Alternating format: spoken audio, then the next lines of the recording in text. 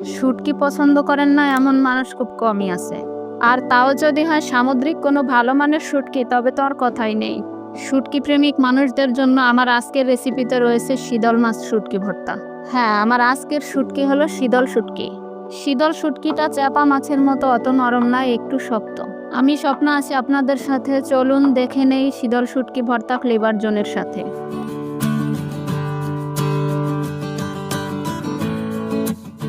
আজকের শুটকির জন্য আমি 5টি মাছ নিয়েছি। মাছগুলো শুরুতে খুব ভালো করে ধুয়ে নিতে হবে। এরপরে মাছের গায়ে লেগে থাকা আঁশটেগুলো আস্তে আস্তে এভাবে উঠিয়ে নিতে হবে। মাছগুলো ধোয়ার শেষে 10 মিনিট মতো পানিতে ভিজিয়ে রাখতে হবে, কারণ শীতল শুটকিটা চাপা মাছের মতো এত নরম না। আর এই ভর্তাটা আমরা শিলপাটায় বেটে করব না, মশলার সাথে ভুনে ভর্তাটা বানাবো। মাছগুলো খুব ভালো করে ধুয়ে ভিজিয়ে সাইডে রেখে চলে যাব মশলা তৈরি করতে। বসিয়ে দিচ্ছি একটি ফ্রাই প্যান গরম হলে দিয়ে দেবো সামান্য তেল। তেল গরম হলে দিয়ে দিচ্ছি 1 কাপ মতো পেঁয়াজ কুচি।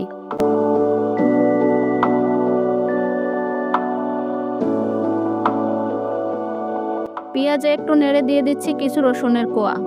এখানে আমি 3টে রসুনের কোয়া খোসা ছাড়িয়ে নিয়েছি।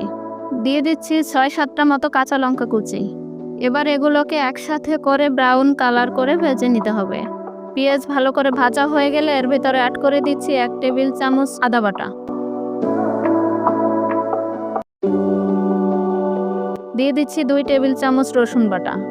দিয়ে দিচ্ছি 1 টেবিল চামচ জিরা বাটা। বাটা মশলাগুলো পেঁয়াজের সাথে খুব ভালো করে কষিয়ে নিতে হবে। দিয়ে দিচ্ছি সামান্য পরিমাণ পানি। গুঁড়ো মশলা অ্যাড করার আগে একটু পানি দিয়ে নিলে গুঁড়ো মশলাটা পড়ে যায় না। দিয়ে দিচ্ছি 1 টেবিল চামচ লাল লঙ্কার গুঁড়ো।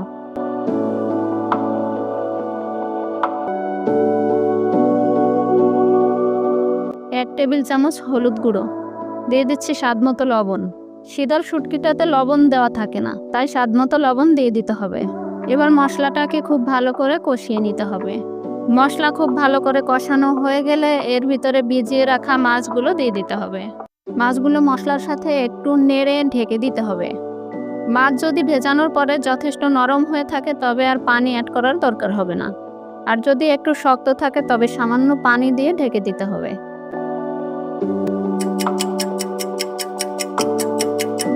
3 থেকে 4 মিনিট পরে ঢাকনা তুলে নেড়ে দিতে হবে। আপনারা দেখতে পাচ্ছেন আমার মাছগুলো কত সুন্দর গলে গিয়েছে। মাছ মশলার সাথে একেবারে মিশে যাবে। এই মাছটা শিলপাটায় ভর্তা করলে খুব একটা ভালো লাগে না, তাই এইভাবে ভুনে ভর্তাটা বানালে খুব বেশি টেস্টি হয়।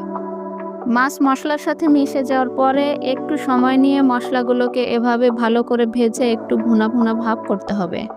বেশ একটু সময় নিয়ে মশলাটা ভালো করে ভেজে ভর্তা তৈরি করতে হবে।